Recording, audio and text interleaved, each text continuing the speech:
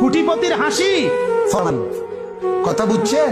আমারে সেদিন দোয়া চাইছে বেটা, বিশাল বড় শিল্পপতি, 7,000 কর্মচারী ওনার, ঢাকা শহরের শিল্পপতি, 27 জন না 29 জন কুকার মানে বাবুর্চি রান্দে। দোয়া চাইছে, অন্যরা কইতেছে 2-3 জনে বিশাল শিল্পপতি। ওনার লগের একজন আমার আলগা কাছে নাই, হুজুর কানে কানে কইছে, হুজুর 900 কোটি টাকা ঋণ।